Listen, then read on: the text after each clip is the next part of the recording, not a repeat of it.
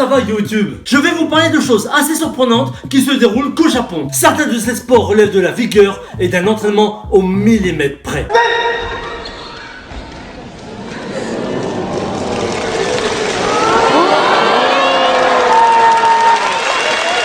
Sérieux? C'est pas des bons ces étudiants? J'ai compté, chaque groupe est composé de 20 étudiants. Chaque pas, chaque geste, chaque moment de respiration sont chronométrés. C'est pire que des robots ces gens-là. Quand je vois que chez nous ils sont simplement que 2 et nous font ça. Oops. There you go. Oops.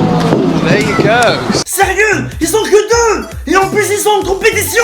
Je vous ai pas tout montré. Ce qui est marrant au Japon, c'est que du moment que vous rentrez à l'école, le sport est obligatoire. Durant les 2-3 premières semaines de la rentrée scolaire, les étudiants devront choisir un sport qu'ils devront pratiquer toute l'année. Chaque enseignant est responsable d'un sport. Et à la fin de l'année, selon le sport qu'ils pratiquent, ils doivent faire une représentation de leur entraînement. Ce que je vous ai montré tout à l'heure, c'était qu'un simple échantillon. Voici ce que ça donne au niveau hard.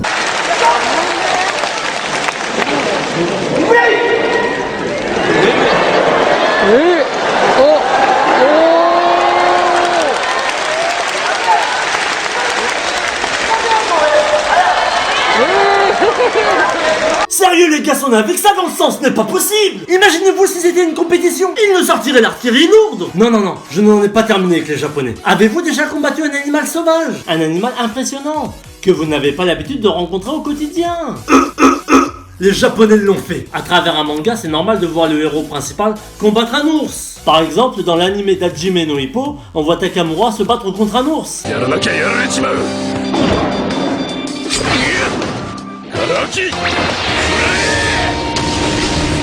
Ou bien dans les pubs.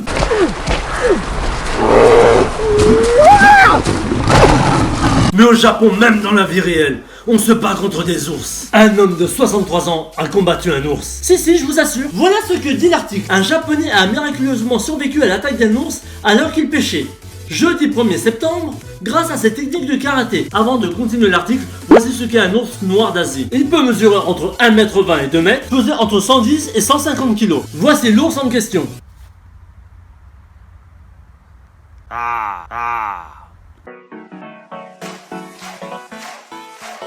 Je vais apporter un peu plus d'effet à cet ours pour qu'il fasse peur. Vous allez me dire réellement que le japonais s'est battu contre cet ours-là? Bref, reprenons l'article. L'ours était tellement fort qu'il m'a fait tomber. Il m'a retourné et mordu ici. Ici. À la jambe. Je me suis dit, soit c'est moi qui le tue, soit c'est lui qui le tue. Eh oh, Oji-san, t'as trop regardé des films de De Niro, faut que t'arrêtes. Alors au lieu de prendre ses jambes à son cou, le pêcheur s'est placé en position d'attaque. Le poing droit devant, puis il a rué de coups les yeux de l'ursidé.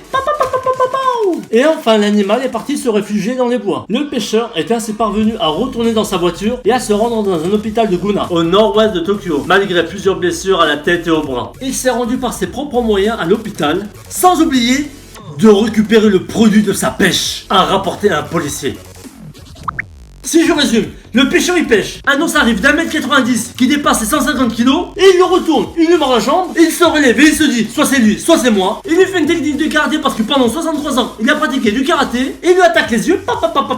L'ours d'1m80 prend peur et se casse. Il n'a surtout pas oublié de prendre les produits de sa pêche. Il alla à l'hôpital tranquillement, normalement, et raconta son histoire comme si rien n'avait été grave. Et moi pendant ce temps là je me transforme en Super Saiyan. Je suis en train de pêcher. Oh, un ours!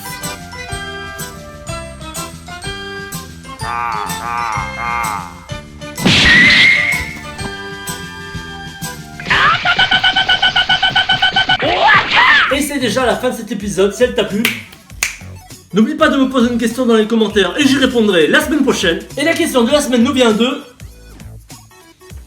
Personne m'a posé de question. Merci à ceux qui me suivent. Wissem Rescue 2, Ted's Free. Attendez-vous à d'autres épisodes encore plus surprenants. Sur ce, pour moi, c'est l'heure d'embaucher. Et je vous dis à la semaine prochaine. Ça a été... Si je vous fais ça. Vous savez toujours pas ce que c'est. On appelle ça le...